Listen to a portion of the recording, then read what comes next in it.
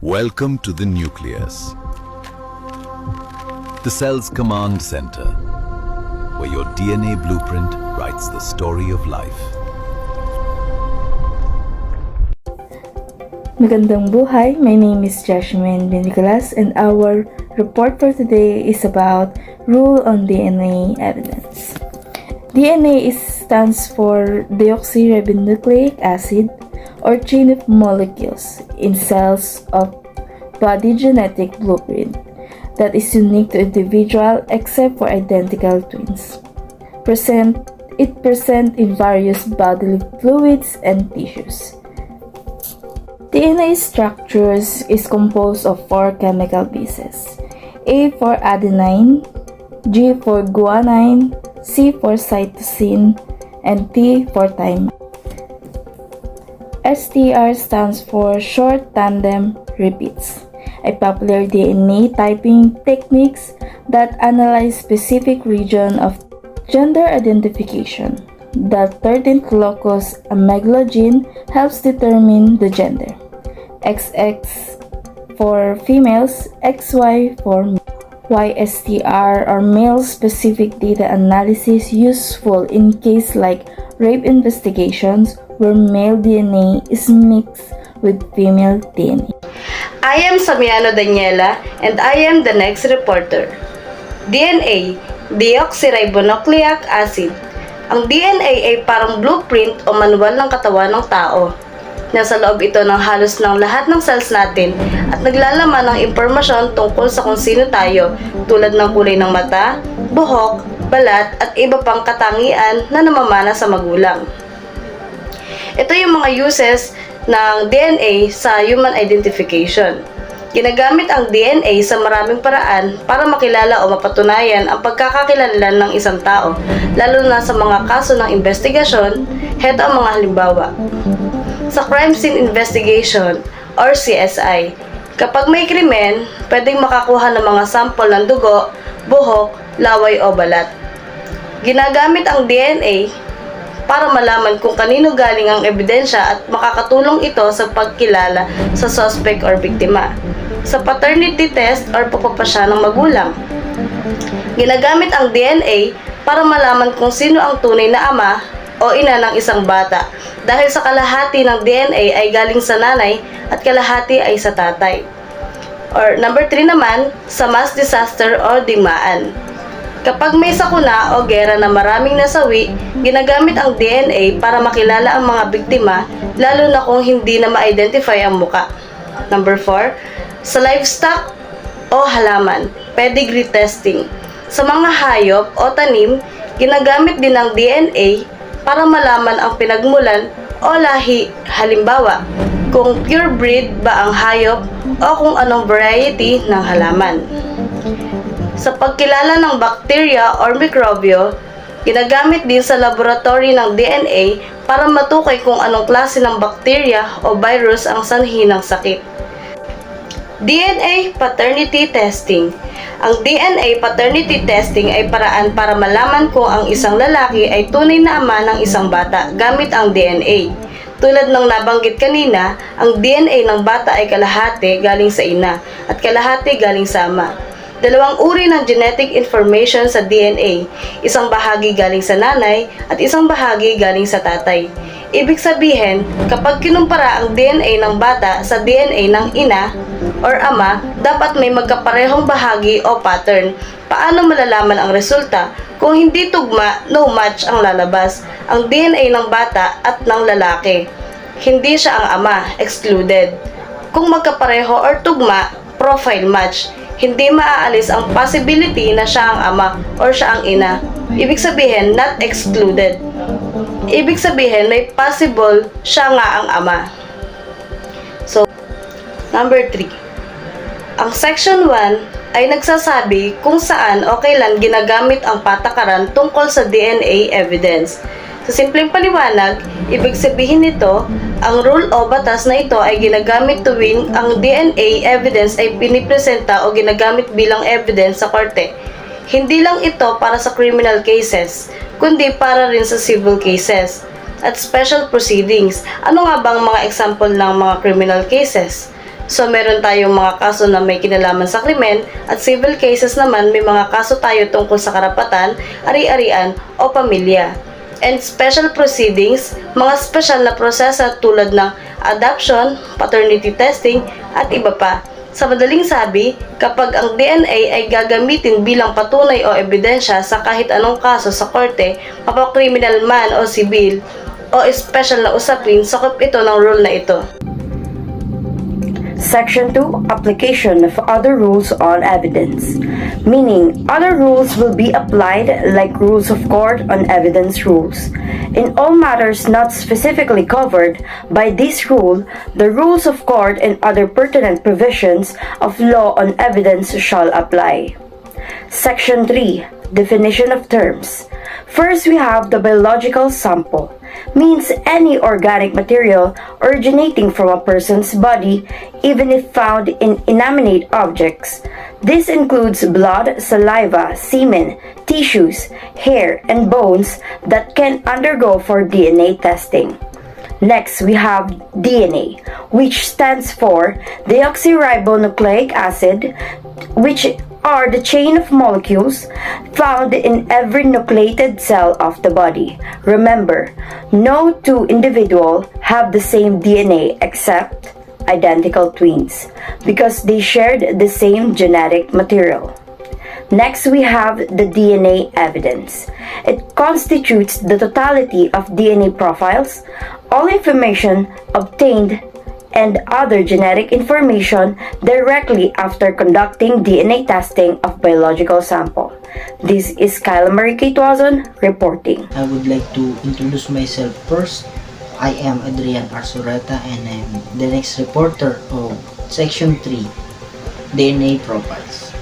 DNA profiles means these genetic informations derives from DNA testing of the biological samples obtained from the persons, which biological samples is clearly informations identifiable as originating that person. So, what is DNA profile? When we say probability of parentage refers to the likelihood or pagkakahalintulad that is a particular individual is the biological parent or child. So, ang probability of parentage po is kalimitan ay nakukuha po sa kamag-anak, sa magulang, or sa kapatid. It is often expressed as a percentage of a probability. Paano nga po ba testing is a unique genetic code to reveal informations about their ancestry, traits, health, and more. Here's a breakdown. Ako ang susunod na magre-report at ang aking pangalan ay si Batone Sebastian Kirk at ang aking i-report ay ang Section 4, Application for DNA Testing Order. The appropriate court may, at any time, either motu proprio or on application of any person who has a legal interest in the matter in litigation, order a DNA testing. The DNA testing has the scientific potential to produce new information that is relevant to the proper resolution of the case. Ang korte ay pwedeng mag-utos ng DNA testing kung sa tingin nito ay makakatulong ito sa kaso. Maaaring gawin ito ng korte sa sarili nitong desisyon o kapag may humiling na taong may legal na interes sa kaso. Kung may kaso at kailangan malaman ng katotohanan gamit ang DNA, dito naman tayo sa pangalawang slide. Section 4, Application for DNA Testing Order. The existence of other factors, if any, which the court may consider as potentially affecting the accuracy of integrity of the DNA testing. This rule shall not preclude the DNA testing without need of a prior court order at the behest of any party. Dito naman po tayo sa pangatlong slide. Ito ay Section 5, DNA Testing Order. If the court finds that the requirements in Section 4 hereof have been complied with, the court shall order, where appropriate, that biological samples be taken from any person or crime scene evidence. Kapag napatunayan ng korte na nasunod ang mga kailangan sa Section 4, maaari na itong mag-utos ng DNA testing. Ibig sabihin, pwedeng ipakuha ng korte ang sample, gaya ng dugo, buhok o laway, mula sa isang tao o sa ebidensya sa crime scene para masuri. Kung kumpleto na ang mga kailangan, pwedeng mag-utos ang korte na kumuha ng DNA sample sa tao o sa ebidensya para makatulong sa kaso. Section 5. DNA Testing Order. These rules means the court can set fair conditions to make sure DNA testing is done properly and honestly. It also protects the samples, the testing process, and the accuracy of the results. And the DNA test results must be given to all parties. At the same time, to ensure fairness and transparency to everyone.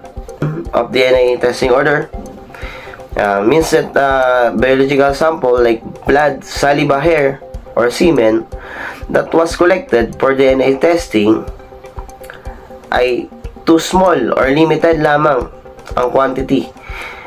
It might not be possible to do another round of testing by the party involved or by the defense or to the opposing side. Ay para magkaroon ng fairness and transparency both parties, para wala silang isipan na nagkaroon ng dayaan na piniprevents niya yung pagtatampering or manipulation of evidence and yung mga doubt how it was done. Post-conviction DNA testing means that even a person that has already been convicted and having a final judgment, they can still request for DNA testing even if without a court order. Basta meron pang biological samples na available like blood, saliva, hair, or semen, and the samples na i-collect ay relevant to the case. The result of the DNA test could possibly change or reverse the conviction. It is giving a chance for those wrongly convicted people to prove their innocence through DNA evidence. And I'm Louis Mercado, reporting po. I am Vicent Barrios, the next reporter of Section 7. Probative value. The ability of evidence to prove or disprove a fact in issue. Chain of custody. The court must consider how biological samples were collected and handled. Contamination. The possibility of sample contamination is a key factor in assessing the evidence value. DNA evidence. The text outline a legal consideration for evaluating DNA evidence presented in court. The next is post-conviction DNA testing. Post-conviction DNA testing is available to the prosecution or any person convicted by a final and executory judgment, provided that the following conditions are met. Number 1, a biological sample exists. Number 2, the sample is relevant to the case. Number 3, the testing would likely result in the reversal or modification of the judgment of conviction. Next, the text discusses the assessment of the probative value of DNA evidence, focusing on the qualification of the forensic DNA laboratory and its analysis. It states that for a laboratory to be considered credible, it must either be accredited by a reputable institution or have its experience and credibility in forensic casework properly established. The text also mentions that the reliability of the testing result is a key factor. My name is Elner Taro, Section 8. Dapat suriin ng hukuman kung maaasahan ng DNA testing sa pamamagitan ng pagtukoy kung ang mga prinsipyo o pamaraang ginamit ay maaaring subukan at mapatunayan na tama. Next, dapat tiyakin ng hukuman na ang DNA testing ay tinatanggap ng mga scientifico, may tamang pamantayan at kontrol para sa mga tumpak na resulta at gumagamit ng maasahang reference database para sa paghahambing. Next, dapat suriin ng hukuman kung gaano kalakas o kahalaga ang pagkakatugma o hindi pagtugma ng DNA evidence at isaalang-alang ang resulta ng DNA testing kasama na ang lahat ng ibang evidence na inaharap na kaso. I am next reporter. My name is Vincent Dumatira. Ang nire-report ko ngayon ay Section 9. DNA testing result. DNA result that excludes the putative parent from paternity shall be conclusive proof of non-paternity. If the value of the probability of paternity is less than 99.9%, the result of the DNA testing shall be considered as corroborative evidence. If the value of the probability of paternity is 99.9% or higher, there shall be a disputable presumption of paternity. Dito ay kung hindi tugma ang DNA, siguradong hindi siya ang ama. At kung mas mababa sa 99.9%, hindi pa tiyak na siya ang ama. At kung 99.9% pataas, malakas na patunay na siya ang ama. Okay, dito naman tayo sa next slide. Section 10. Post-conviction DNA testing. Next slide. Section 10. Post-conviction DNA testing. Remedy, if the results are favorable to the convict. The convict or the prosecution may file a petition for a right of habeas corpus in the court of origin if the result of the post-conviction DNA testing are favorable to the convict. In the case the court, after due hearing, find the petition to the meritorious if they shall reverse or modify and judge of conviction and order the release of the convict unless continued detention is justified for a lawful cause. Dito naman, kapag ang DNA test matapos ang hatol ay pabor sa taong nahatulan, pwedeng mag-ain ng petition sa korte para mapawalang sala o mapalaya ang isang tao. Kung makitang tamang resulta, maaaring baguhin o baliktarin ng korte ang hatol at palayain ang bilanggo kung wala nang ibang dahilan para siya ay I'm Joel M. Marqueses. I'm next reporter is about Section 10, Post-Conviction DNA Testing. A similar petition may be pled either in the Court of Appeals or the Supreme Court or with any member of said courts, which may conduct a hearing thereon or remand the petition to the Court of Origin and issue the appropriate orders. And Section 11, Confidentiality. DNA profiles and all result or other information obtained from DNA testing shall be confidential, except upon order of the courts. A DNA profile and all results or other information obtained from DNA testing shall only be released to any of the following under such terms and conditions as may be set forth by the court. Greetings everyone. My name is Joseph Pintating II, and today we will talk about Section 11 Confidentiality.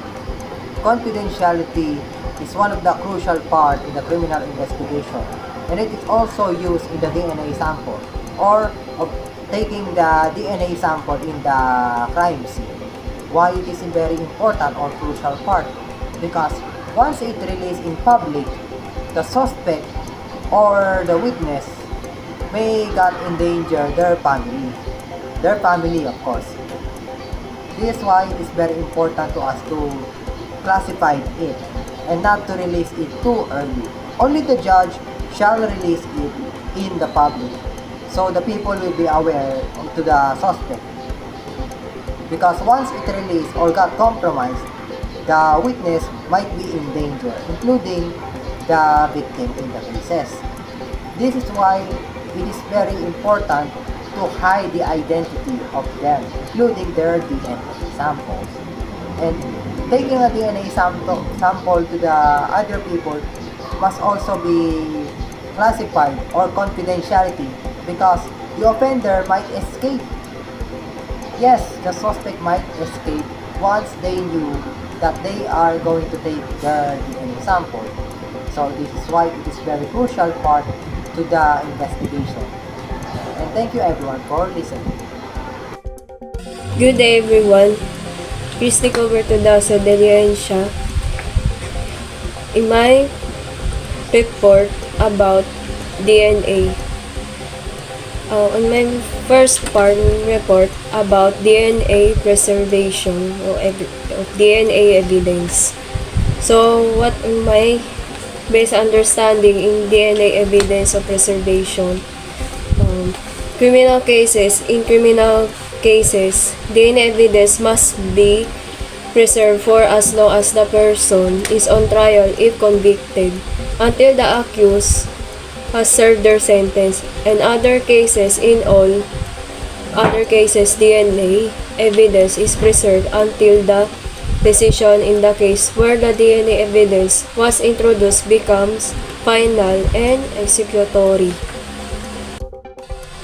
My next part is about DNA in criminal cases. In my base understanding, DNA is a unique genetic record of the body, making it a powerful tool in criminal investigations. Biological samples such as blood, hair, or saliva are collected from crime scenes and analyzed in a lab to create a DNA profile. This profile is then compared to DNA from suspects or entered into a database to search for matches. And that's all. Thank you. Section 12. Preservation of DNA evidence. The court may allow the physical destruction of biological samples before expiration of the period set forth, provided that a court order to that effect has been secured, or the person from whom the DNA sample has been obtained has consented in writing disposal of the DNA evidence. So, ibig po nito sabihin na pinapayagan po ng korte na sirain yung mga biological samples even though hindi natin na-meet yung mga requirements na nabanggit kanina. Ngunit, bago po natin ito sirain, kinakailangan po na may order o utos na nanggaling kay court. At kinakailangan din po is may consent nung nagmamay-ari ng DNA sample. So, hindi po pwede na si owner is sasabihin niya lang na ay okay, pwede nang itapon. So, kinakailangan sa pagbibigay ng consent, kinakailangan po ng sulat or writing na nagpapahintulot na pwede na itong sirain or maaari na itong itapon. And sinabi po sa section 13, except as provided in section 6 and 10 hereof, this rule shall apply to cases pending at time of its effectivity. So, ang section po na ito ay nangangahulugan na yung mga bagong rules ay pwedeng ma-apply sa lahat ng cases na nakaprocess or nakapending. Maliban na lang po dun sa mga extension na nabanggit sa section 6 at section 10. In simple terms, this section declares when the rules of DNA evidence officially became effective. October 15, 2007, after it was published in a national newspaper. Its purpose is to give a clear notice in when courts and parties must begin following the rule. From the day onwards, all cases involving DNA evidence must comply with the provisions. The rule applies to both new and most pending cases, but it does not retroactively affect the decision made before its effectivity. DNA evidence was invented by Sir Alec Jeffreys in 1984. He was a British geneticist at the University of Leicester who discovered that every person except identical twins has a unique pattern in certain areas of their DNA. He called the technique DNA fingerprinting.